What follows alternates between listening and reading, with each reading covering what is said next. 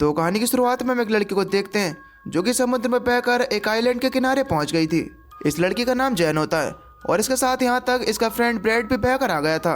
अब जब उसके पास जाकर उसे चेक करती है तो उसे पता चलता है कि उसकी हालत बहुत ही ज्यादा खराब है। अब इसी तरीके से बहुत समय बीत जाता है, उसका इलाज नहीं हो पाया, इसकी वजह से वहीं पर मारा जाता है। अब ये देखने के बाद जैन को बहुत ही ज्यादा बुरा लगता है। खैर अब इसके बाद जैन पूरा आइलैंड को चेक करना शुरू करती है, लेकिन इस आइलैंड पर कोई भी नहीं होता। यह आइलैंड पूरी तरीके से वीरान है, यानी कि लड़की अब यहाँ पर फंस चुकी है। खैर अब इसके बाद वो उस आइलैंड के थोड़ी अंदर जाती है तो जब वहाँ पर एक थैला लटका हुआ दिखाई देता है। उस थैले को चेक करने पर उसे एक लेडी का पर्स और कुछ बच्चों का सामान दिखाई देता है। यहाँ पर इसे एक मेडिसिन भी मिलती है जिस पर 1994 की डेट लिखी हुई थी। अब इस चीज से जैन को ये तो समझ में आ जाता है कि बहुत साल पहले कोई ना कोई तो यहाँ पर आया था। अब उसे यहाँ पर माचिस भी मिलती है जिसे वो अपने यूज के लिए यहाँ पर रख लेती है। अब इसके बाद वो आइलैंड के किनारे आती है। उसे यहाँ पर एक बड़ा सा गिरा हुआ पेड़ दिखाई देता है जो कि अंदर से खोखला था। इसे देखकर जैन को एक आइडिया आता है और वो सोचने लगती है कि रात को वो सोने के लिए इसे यूज कर सकती है। खैर अब इसके बाद जैन जैसे तैसे कर यहाँ पर अपनी पहली रात गुजारती है और सुबह होने पर बोट कर देखती है कि समुद्र के किनारे बहुत सारी मछलियां बहकर आ गई थी। वो यहाँ से अपने खाने के लिए कुछ मछलियां ले लेती है। खैर अब इसके बाद जैन की नज़र एक जगह पर जाती है जहाँ पर 3 लोगों की कब्र बनी हुई थी।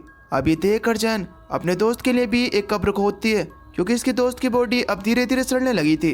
खैर अब इसके बाद अगली सुबह जब जैन आइलैंड का चक्कर लगा रही होती है तो तभी वो देखती है कि उसकी दोस्त की डेड बॉडी को किसी ने आधा खा लिया है। ये देखकर जैन काफी ज्यादा घबरा जाती है। उसे समझ में नहीं आ रहा था कि आखिर ये सब किसने किया होगा।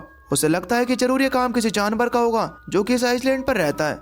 अब इसीलिए वो लकड़ी की मदद से अपनी सेफ्टी के लिए एक हथियार बनाती है। अब इसके बाद वो आइलैंड के बाहर बैठकर उस जानवर का इंतजार करने लगती है।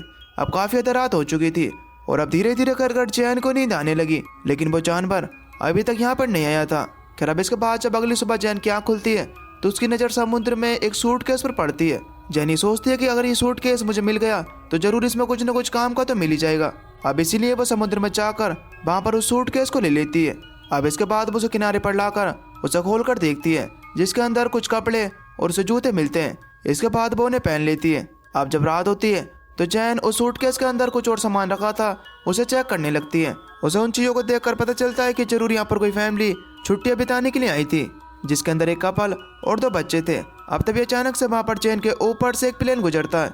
अब ये देखकर जैन जल्दी से फ्लेयर गन को चलाती है, लेकिन इस चीज़ का कोई भी फायदा नहीं होता क्योंकि जब तक वो प्लेन काफ़ी ज़्यादा आगे जा चुका था। अब जब फ्लेयर गन की बुलेट नीचे की ओर आ रही होती है तो वहाँ पर जैन को समुद्र के साइड में एक बड़ा सा क्रिएचर दिखाई देता है। अभी देखकर जैन काफ़ी ज़्यादा घबरा जाती है और जल्दी से आइलैंड की तरफ भागने लगती है। इसके बाद वो जैसे तैसे कर एक जगह को ढूंढकर वहाँ पर छुप जाती है।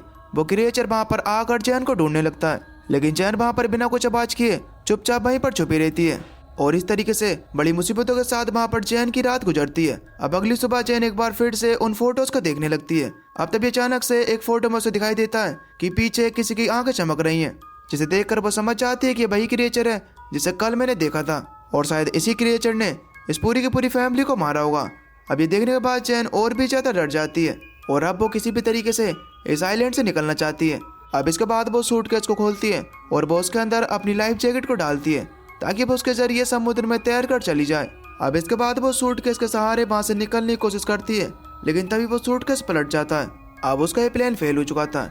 इसकी वजह से वो एक बार फिर से वापस से उस आइलैंड पर आ जाती है। अब जैन को बात पता है कि एक बार फिर से रात को वो क्रिएचर आएगा और शायद वो इस बार इसे पकड़ ले, इसलिए उसे अपने सोने के लिए एक सेफ जगह चाहिए। अब तभी उसके दिमाग में वही खोखले वाले पेड़ का ध्यान आता है और वो आज रात इसी पेड़ के अंदर रुकने का फैसला करती है। खैर अब रात होती है और वो क्रिएचर एक बार फिर से यहाँ पर आता है, लेकिन उस क्रिएचर को ये भी पता चल जाता है कि जैन उस खोखले पेड़ में छिपी हुई है। इसीलिए वो क्रिएचर उस पेड़ को तोड़ने की कोशिश करता है, लेकिन वो ऐसा नहीं कर पाता और वो थक हार कर वहां से चला जाता है। अब अगली सुबह जैसे तैसे कर जैन उस पेड़ से बाहर निकलती है और वह देखती है कि रात में उस क्रिएचर ने इस पेड़ पर काफी ज्यादा वार किए थे, जिसकी वजह से वो पेड़ काफी ज्यादा डैमेज हो गया था।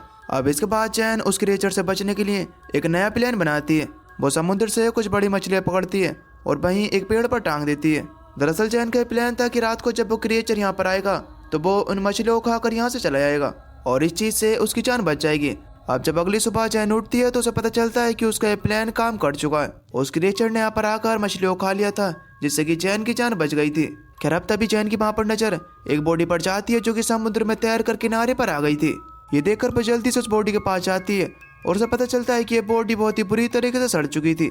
अब इस बॉडी को देखकर भी चैन को एक आइडिया आता है और वो उस बॉडी को भी एक जगह पर टांग देती है ताकि वो क्रिएचर उस बॉडी को ही खाए और उसकी जान बच जाए। अब धीरे धीरे कर चैन का सर्वाइव करना बहुत ही ज्यादा मुश्किल होता चले आ रहा था। आज रात के लिए उसने यहाँ पर एक गड्ढा बनाया है जिसके अंदर से छुप कर रात को उस क्रिएचर को पहली बार देखती है। वो क्रिएचर देखने में बहुत ही ज्यादा खतरनाक था और वो क्रिएचर उस बॉडी को खा जाता है। खैर अब थोड़ी देर बाद वहाँ पर चैन को अपने आसपास कुछ आवाजें आती हैं और तभी वहाँ पर उसे उस क्रिएचर के पैर दिखाई देते हैं। ये देखकर वो और भी ज्यादा घबरा जाती है, लेकिन किसी तरीके से वो अपने आप पर कंट्रोल रखती है। अब अगली सुबह जब चैन उठती है तो वो अपने लिए एक सेफ जगह चाहती थी। अब क्योंकि उसने उस क्रिएचर की हाइट देख ली थी तो इसकी वजह से वो एक पेड़ पर झूला तैयार करती है ताकि वो क्रिएचर उस तक ना पहुंच सके। खैर अब इसके बाद वो झूले में जाकर बैठ जाती है। अब जब रात होती है तो वो क्रिएचर एक बार फिर से यहाँ पर आता है और उसे इस बार चैन के होने का यहाँ पर एहसास हो चुका था, इसीलिए वो झूले वाले पेड़ को जोर जोर से हिलाने लगता है और वो झूला वहीं पर टूट जाता है और चैन वहीं पर गिर जाती है।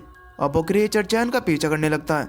चैन किसी तरीके से अपनी जान बचाकर वहां से भाग रही थी। चैन वहां पर देख पाती है कि वो क्रिएचर जमीन से ज्यादा तेज पानी में भाग रहा है। इसका मतलब यह है कि ऐसा भी हो सकता है कि वो क्रिएचर पानी में ही रहता हो। अब चैन यहाँ पर ज्यादा दूर तक नहीं भाग पाती और वो क्रिएचर चैन के सामने आकर खड़ा हो जाता है, लेकिन चैन वहां पर अपने उस लकड़ी वाले औजार से उसके ऊपर अटैक करती है। अब तभी वो क्रिएचर चैन को उठाकर पानी में फेंकता है, लेकिन चैन वहां पर किसी तरीके से अपने आप को संभालती है। चैन देख पाती है कि वो क्रिएचर अब यहाँ से जा चुका है और इसके बाद वो उस पेड़ पर जाकर किसी तरीके से अपनी रात गुजारती है। सुबह उठकर चैन देखती है कि रात में उस क्रिएचर से लड़ने की वजह से उसका पैर भी अब काफी ज्यादा इंजर्ड हो चुका था। अब जब चैन यहाँ पर अपने घाव को साफ कर रही थी तो तभी अचानक से उसकी नजर समुद्र में एक राफ्ट पर पड़ती है। मिया अब जल्दी से उस राफ्ट की तरफ जाती है। उस राफ्ट के अंदर चैन के 2 दोस्त थे जिनका नाम था मिया और लूकस। इन्हें देखने के बाद चैन बहुत ही ज्यादा खुश होती है। अभी चैन के पास आकर बैठ जाते हैं। चैन इन्हें खाने के लिए मछलियां भी देती है। इसके बाद चैन उन्हें उस मॉन्स्टर के बारे में बताती है कि हमें किसी भी तरीके से जल्द यहाँ से निकलना होगा। वो मॉन्स्टर बहुत ही ज्यादा खतरनाक है। अब क्योंकि मैं पिछले 7 दिनों से यहाँ पर फंसी हुई हूँ तो इसलिए मुझे ही पता है कि किस तरीके से मैंने अपने 7 दिन यहाँ पर बिताए। लेकिन ल्यूकास और मिया को इसकी बातों पर यकीन नहीं होता। उन्हें लग रहा होता है कि वो इन्हें देखकर खुश नहीं है। मिया चैन को बताती है कि हम पिछले 5 दिनों से समुद्र में भटक रहे थे और अब जाकर हमें आइलैंड मिला है और तुम चाहती हो कि हम यहाँ से चले जाएं। अगर वो मॉन्स्टर यहाँ पर रहता भी है ना तो हम उसका सामना करने के लिए तैयार हैं, लेकिन हम यहाँ से नहीं जाने वाले। जैन उन्हें समझाने की कोशिश करती है कि तुम उसका सामना नहीं कर पाओगे, वो बहुत ही ज्यादा खतरनाक क्रिएचर है, लेकिन वो दोनों उसकी बातों को नहीं मानते। तब जैन ये समझ जाती है कि वो दोनों यहाँ से नहीं जाएंगे, इसलिए वो उन दोनों से छुपकर उनकी राफ्ट लेकर यहाँ से जाने की कोशिश करती है। लेकिन इससे पहले कि चैन वहाँ से जा पाती वो दोनों उसे पकड़ लेते हैं। मिया चैन को ऊपर अटैक करती है जिससे कि चैन वहीं पर बेहोश हो जाती है। अब जब उसकी आंख खुलती है तो वो अपने आप को बंद हुआ पाती है और अब रात भी हो चुकी थी। जैन वहाँ पर लूकस को मनाकर उसे खोलने के लिए कहती है, लेकिन अब यहाँ पर चैन और मिया उसकी एक भी बात मानने के लिए तैयार नहीं थे। अब इसके बाद मिया उस आइलैंड पर घूमने के लिए जाती है और लूकस भाई चैन के पास रुकता है। इधर जब मिया वहाँ पर वॉक कर रही थी तो तभी अचानक से वो क्रिएचर पानी में से निकल कर उसके ऊपर अटैक कर देता है। मिया की आवाज सुनकर वहाँ पर लूकस मिया को बचाने के लिए तो जाता है, लेकिन इतने में वो क्रिएचर मिया को वहाँ से लेकर जा चुका था। अब ये देखने के बाद तो लूकस बुरी तरीके से डर चुका था। वो डर कर एक पेड़ पर चढ़ जाता है। अब सुबह तो हो जाती है, लेकिन लूकस अभी तक उस पेड़ पर से उतर कर नहीं आ रहा था। अब लूकस को धीरे धीरे कर चैन की बातें भी समझ में आने लगी थी। चैन वहाँ पर लूकस से कहती है कि देखो वो क्रिएचर रात में ही आता है, दिन में वो किसी पर भी अटैक नहीं कर सकता। अभी बात सुनकर लूकस पेड़ से नीचे आता है। वहाँ पर चैन लूकस से कहती है कि हमें जल्द किसी भी तरीके से यहाँ से निकलना होगा। अब लूकस भी उसकी बात को मानने के लिए तैयार था। अब इसके बाद ये लोग कुछ मछलियाँ और कुछ नारियल अपने खाने के लिए लेते हैं ताकि रास्ते में इन्हें भूख लगे तो ये खा सकें। अब इसके बाद ये दोनों लोग अपना जितना भी सामान होता है उस राफ्ट में रखकर वहां से निकल जाते हैं। राफ्ट के अंदर जाने के बाद चैन को उस राफ्ट के अंदर कुछ खून पड़ा हुआ दिखाई देता है, जिससे कि चैन समझ जाती है कि जरूर इन दोनों ने अपने साथियों को मार कर खाया है, क्योंकि पिछले 5 दिनों तक ये भूखे तो नहीं रहे होंगे। खैर भी लोग जैसे तैसे कर थोड़ी आगे बढ़ी थे कि तभी अचानक से वहाँ पर लूकस को पानी के अंदर भाई क्रिएचर दिखाई देता है। अब ये देखकर ये दोनों काफी ज्यादा घबरा जाते हैं और जल्दी से उस क्राफ्ट को चारों तरफ से बंद कर लेते हैं, लेकिन तभी वो क्रिएचर नीचे से घुसकर उनके क्राफ्ट पर अटैक कर देता है। लूकस हड़बड़ाहट के चक्कर में फ्लेयर गन से ही उस क्रिएचर के ऊपर अटैक कर देता है, लेकिन अब तभी वो क्रिएचर जैन को वहां से अपने साथ ले जाता है। जैन के पास एक नाइफ था जिसे निकाल कर वो उस क्रिएचर के ऊपर कई बार अटैक करती है, लेकिन अब तभी लूकस भी जैन को बचाने के लिए पानी में आ चुका था। अब वो क्रिएचर लूकस को देखकर उसके ऊपर अटैक कर देता है। इसके बाद वो क्रिएचर जैन को छोड़कर लूकस को अपने साथ ले जाता है। अभी देखकर जैन किसी तरीके से दोबारा से उसी आइलैंड पर पहुंचती है। जैन को लूकस की मौत का काफी ज्यादा अफसोस होता है, इसलिए अब वो उस क्रिएचर का सामना करने का फैसला करती है। इसके बाद वो वहाँ पर पड़ी लकड़ियों से कई सारे नुकीले हथियार बनाती है, लेकिन वो हथियार इतने ज्यादा नुकीले नहीं थे कि वो उस क्रिएचर को अच्छे ढंग से इंजर्ड कर सकें। अब इसीलिए वहाँ पर जैन वहाँ की एक कब्र को खोदती है और इसके बाद उसकी हड्डियों की मदद से हथियारों को बनाती है। वो उस क्रिएचर को आग में जलाने का प्लान बनाती है, इसलिए वो वहाँ पर सूखी झाड़ियाँ इकट्ठा करती है और उनसे एक घेरा बनाती है। अब उसने अपने ट्रैप को पूरी तरीके से तैयार कर लिया था। अब थोड़ी देर बाद वहाँ पर रात भी हो जाती है और अब वो क्रिएचर वहाँ पर आता है, वो भी उसी जगह पर जहाँ पर जैन ने ट्रैप लगाया था। अब जैन उन झाड़ियों में आग लगा देती है, जिससे कि वो क्रिएचर उन झाड़ियों की आग में फंस जाता है। अब इसके बाद जैन अपने उन नुकीले हथियार की मदद से वहाँ पर उस क्रिएचर के ऊपर अटैक करना शुरू करती है, जिससे वो क्रिएचर काफी ज्यादा इंजर्ड तो हो जाता है, लेकिन वो क्रिएचर अभी भी कमजोर नहीं था। वो चैन को उठाकर दूर फेंक कर मारता है, लेकिन चैन भी किसी से कम नहीं थी। वो एक बार फिर से उठकर उसके ऊपर अटैक करना शुरू करती है। अब वो क्रिएचर इतना ज्यादा इंजर्ड हो चुका था कि वो ठीक से वहाँ पर खड़ा नहीं हो पाता और वो वहीं पर गिर जाता है। अब ये देखकर चैन जल्दी से उस क्रिएचर के ऊपर कई सारे स्टेप करती है और इसके बाद उसका गला काट कर उसका किस्सा खत्म करती है। अब यहाँ पर हम देख पाते हैं कि चैन ने जहाँ पर आग लगाई थी उसकी वजह से पूरा का पूरा आइलैंड जलने लगा है। यानी कि इसका मतलब यह है कि अब इतनी बड़ी आग को देखकर कोई ना कोई आसपास से यहाँ पर आई जाएगा, जिससे कि चैन की जान बची जाएगी। और दोस्तों इसी सीन के साथ ये मूवी यहीं पर खत्म हो जाती है।